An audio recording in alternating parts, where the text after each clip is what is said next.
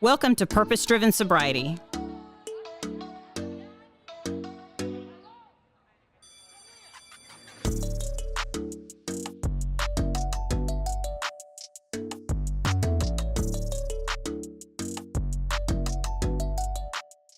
So we get up there and that was obviously in the middle of the night. So the next morning, the neurologist, the neurosurgeon guy comes in, and I don't know if you remember, he had the fancy shoes on and they had anchors on them. Yeah. And we looked at each other because Rick loves the sea and sailboats, and he would live on the water given the opportunity. But so the anchor became kind of our little mascot for this thing, and the fact that the neurosurgeon walked in and had anchors on his leather fancy shoes was just very like posh. he was very posh. But that started the theme, the theme of the Team Rick shirts that Cindy Stance made for us, and it was a beautiful thing. But he had arrived with a slight bit of pneumonia. His heart rate was, challenged, but they said moving him in that state, Would set him back. right, Right. would How have you'd him- expect him to have some setbacks from that Mhm. move. It was a lot. And he had opened his eyes for the doctor and was following some commands, and that's where the doctor's like, we're not sure what's happening, but we're going to treat it, and that's when they first started talking about doing the plasma exchange. Yeah. Where they change out the plasma in his blood. And I remember getting there and looking at him and it really feeling like he connected with me. Rick, when he opened his eyes, I felt like it was him. It wasn't just standing. Right. Even though he couldn't talk to me. I felt like he was able to, he was able to squeeze my hand. So that was a good thing. That was a positive sign. And turn his head to towards you when you were talking to that him, that was aside. about the time that we had noticed that yes, his fingers were trying to twitch and move when needed to. And he was trying to turn his head. That was a big change, a big plus. Like we took all of these things as massive When yay, this is a win. Yes, we were on the right track. So it was the 23rd when again, which was a blessing because the neurologist, Ramon, I think was his name, was standing on one side of the bed and I was sitting on the other, and Rick is just kind of looking at us as he and I are talking, and the doctor said, we're going to need to take him off of the ventilator at some point in time soon, because you can only leave him on safely for so long, and we'll have to put the trach in.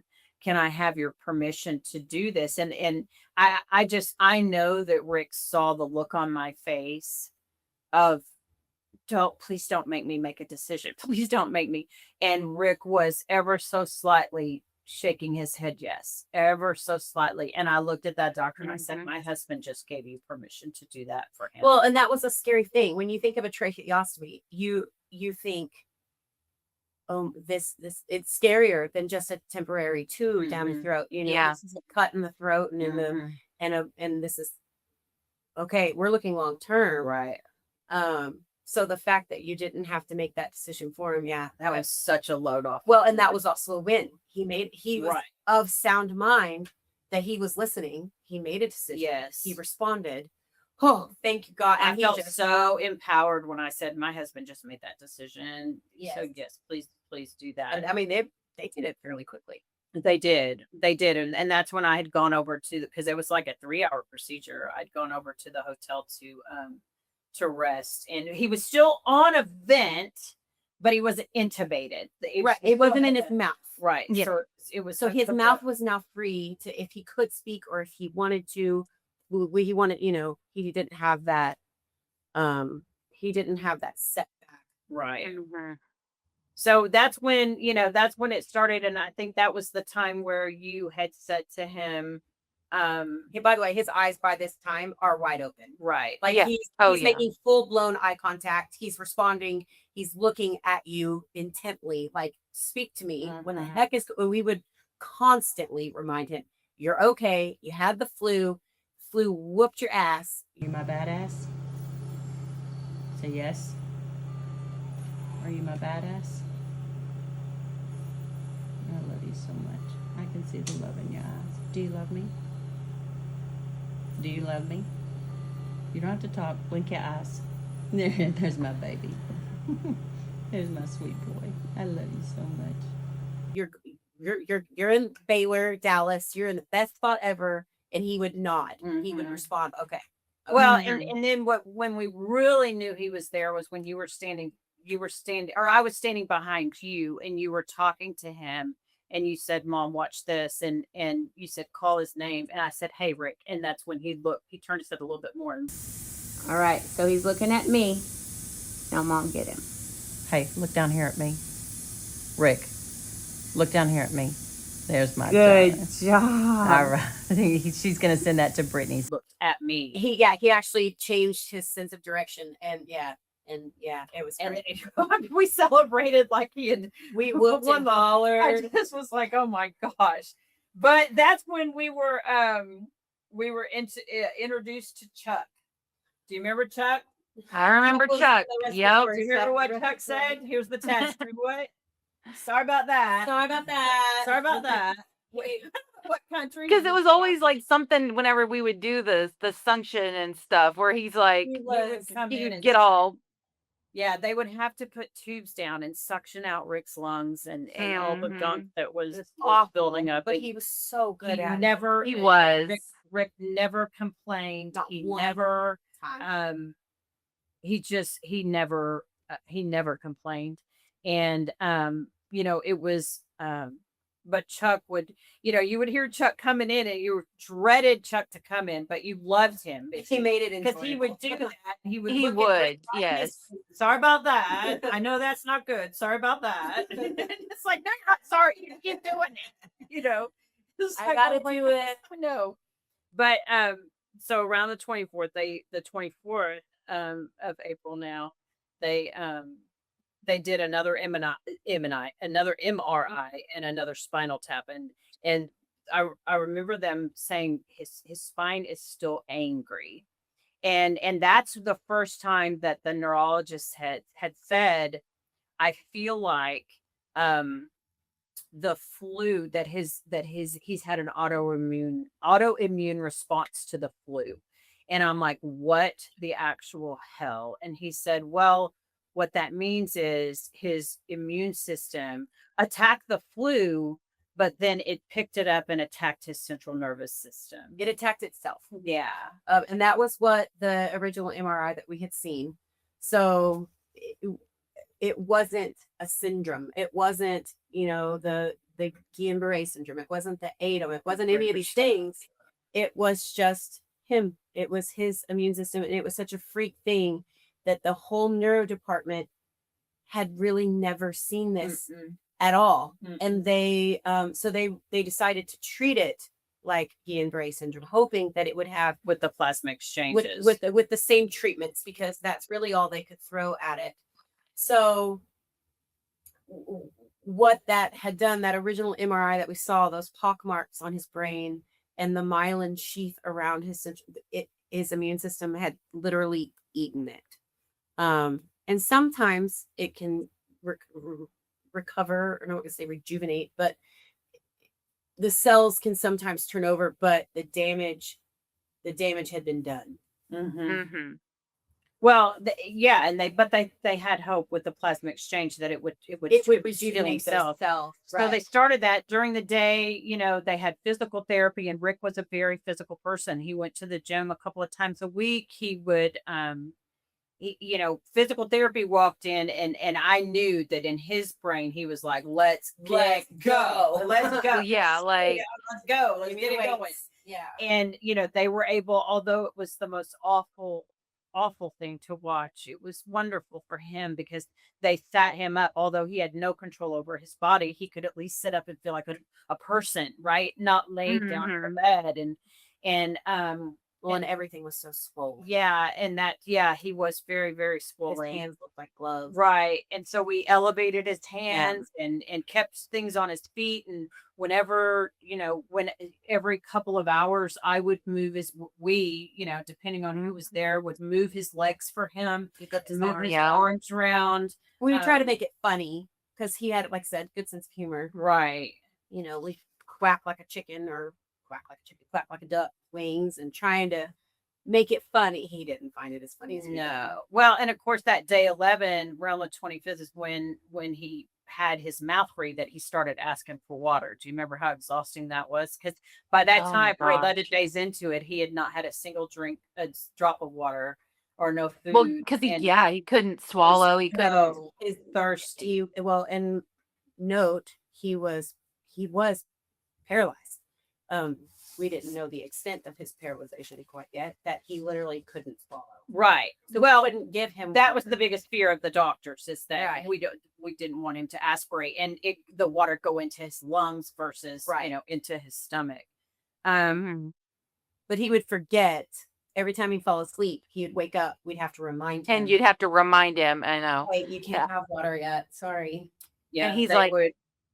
It was just, that was just. And there were No. times where he would seem with it, like Johnny on the spot, man. He would just Mhm. it would be him, but sick, right? And there were times where he was just a dingbat and would say weird stuff. His oxygen levels would drop. They would come in and suction out his lungs, and his oxygen level would go back up. And the 27th though, I remember him moving his right arm ever so slightly. And it's like, oh my gosh, this is working. It's working really slow. And they did say, buckle in. From the very beginning, they said, buckle in. This is going to be a very long, Yeah, we were process. told and remember that was about the time too that they had been planning a trip to Mhm. Annabelle. Oh, yeah. And they were supposed to leave a week or two Yeah. later, after he got sick. and we yeah. had to call and cancel that trip, and like no refunds, and even though we're sitting and so Mom kept telling him, I need you to hurry up. Yeah. We have I a need trip to to beach, go. dude. I need to put my toes in the sand. Let's go. And You are French beach style, but he still zero movement on the legs. They would do the little test where they run something sharp up his foot with so it's clear that his legs weren't working, but he would constantly ask for water. And that was exhausting. So going through the end of the month there, respiratory therapy, physical therapy, it was just a day in that just became what we did. Mhm. And then the 30th came, and Erica was Brett had gone home. Erica was there, and I went to him, to his bedside, to just kind of check it, just a random. And the way he looked at me was like he was looking right through me, but he smiled at me as if he was flirting with me. So, and I said, how are you? And he's like, I'm fine. He has a scratchy voice. And I said, what's my name? And he just looked at me in a way that I knew he would jack with me if he could, but it wasn't in that way. No, it was. And I fear. said, Rick, what's my name? And he said, I don't know. And I just sat, I was like, oh my God, wait. And I grabbed a picture. I grabbed a family picture or something, and he didn't know any of you kids. That was awful. Had that we that tested man, him before that, or did we just assume he knew who we were? I guess we just assumed because the way he acted and stuff. But in that moment, but they attributed that to the ICU delirium, because when asked what the year was, 1969, which was the year I was born. Yeah. So that was when asked who the president was, I think he said Carter. And it, I kept looking at him like, are you shitting me? Or are you? Well, and he kept saying he thought he was in Houston too. When you're like, do you know where you're at? And he's like, I'm in Houston. And we're like, Yeah. no, we're not. No, you're not in Houston. but Yeah, he didn't, and that's when he looked at me and and that's when I felt like he was slipping away. And that's when you send me to that little micro hotel. And I hopefully vote Rogue Media will stick that video in for the people that are watching where I made that video with, it's like he didn't know my name. The man who he is my absolute the biggest fan I've ever had in my lifetime. I was his person. I was his person. And he didn't know my name, and that was Britt, I think your mom showed up the next day and he didn't know who she was. no, like, She showed him pictures of you guys and he didn't know who y'all were. And it was yeah, just like it was so scary.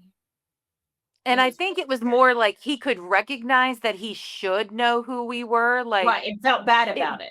but you could, it was almost like if you see someone on the street and you're supposed to know their name, you just kind of Yeah, play no. along almost, where it's like, oh yeah, you kind of thing. And yeah, you could see the emotion was there, but definitely not the why. Yeah.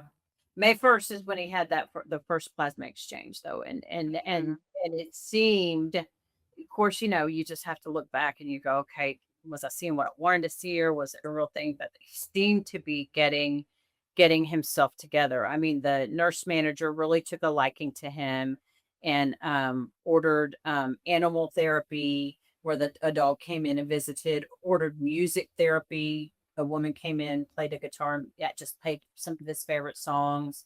Um, he had um, a really good attitude, and they started talking about moving him out of ICU to a regular room. Um, Hmm. so just and that's when I started, which again, hope. Just as soon as we were like, oh, Well, is is he a little, light. yeah, Something like, oh, yeah. it's a win.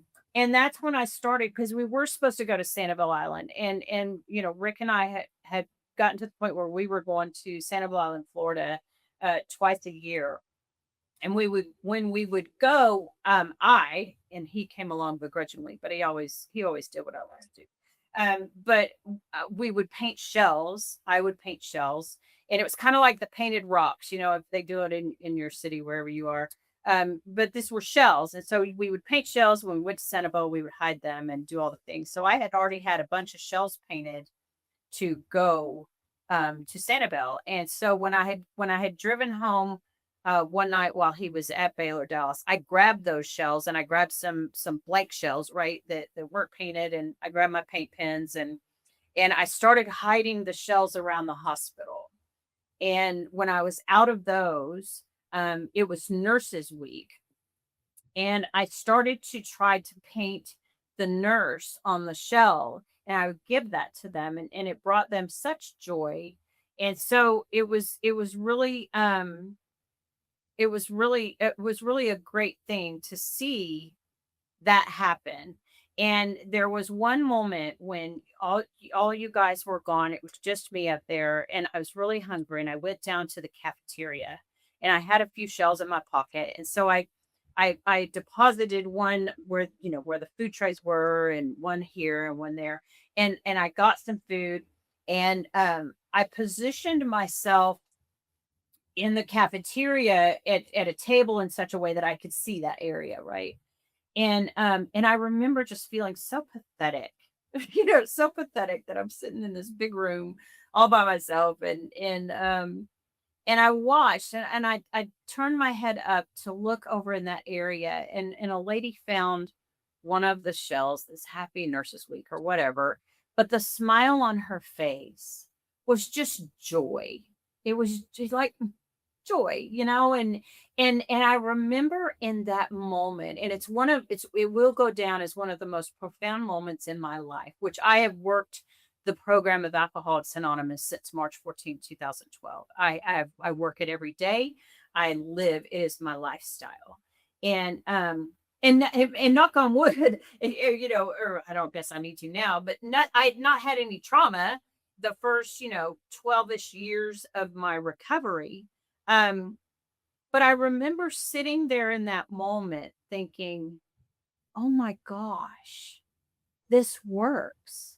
This faith thing works. I actually had gotten out of myself, out of my self pity, out of my self worry, out of my self,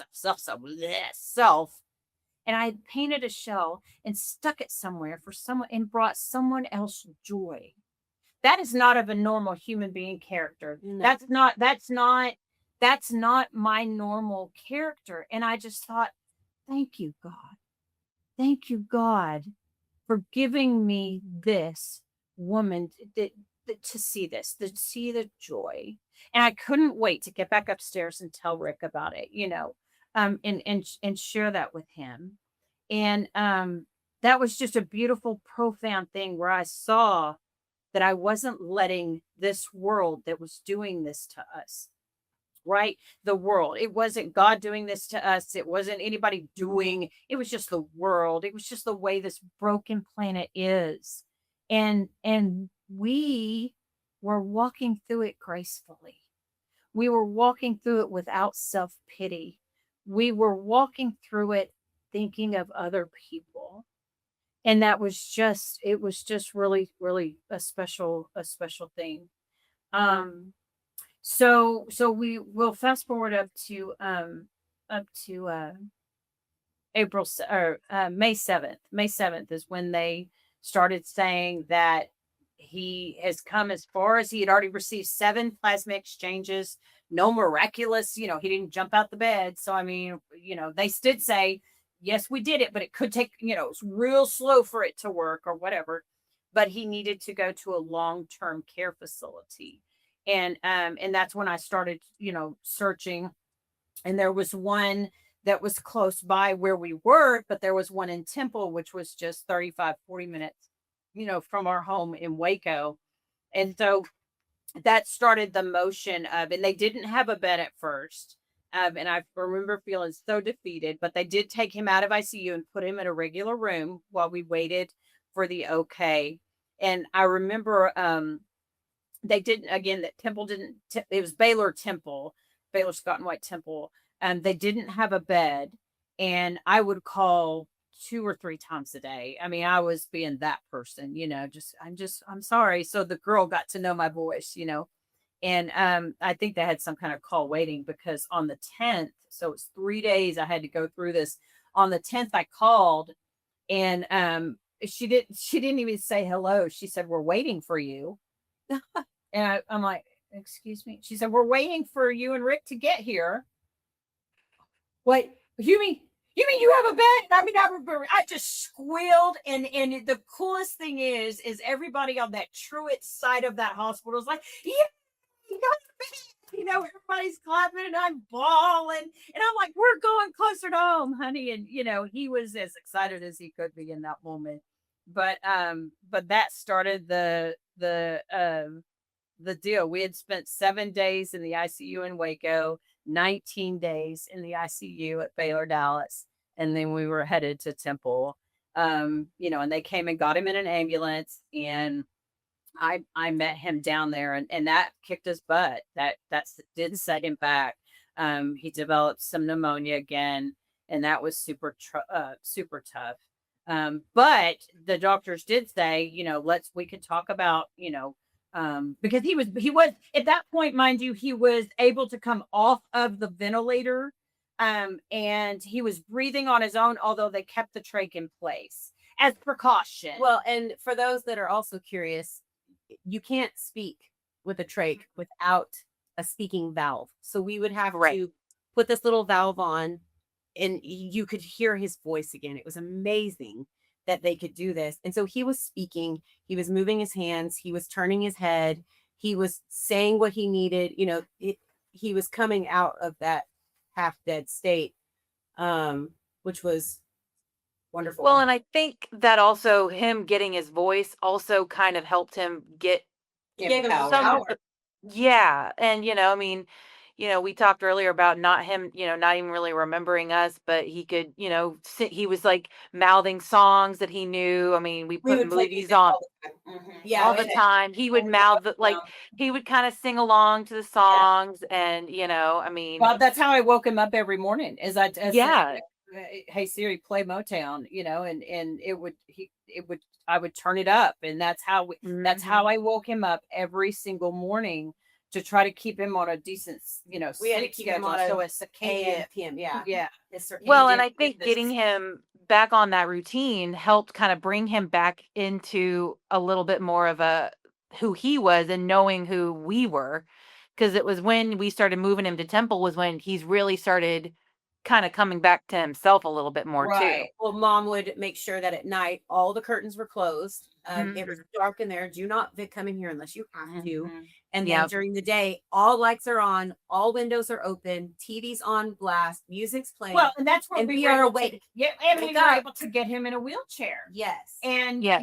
get outside of the room and take him outside where he could see, listen, this whole world still exists. Your world Yeah. is not a hospital room. You're there is living to be done.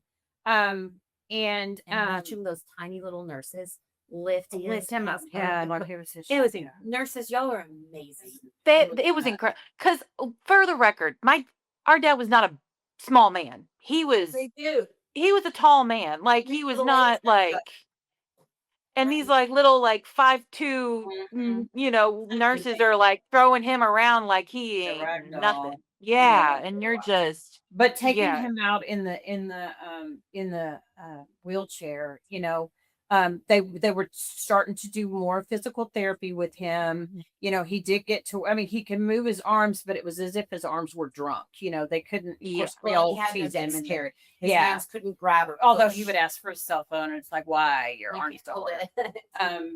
he would ask for cups of coffee a lot. Yep, Where he's yep. like, I want coffee, and I'm like, well, but he still would there he would have days where he would talk wonky, and days where he really felt, I really felt like he had it together.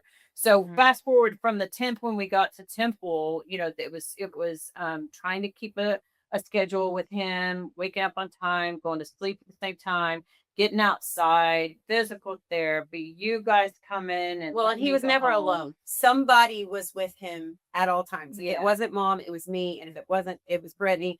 And somebody was with him all the time.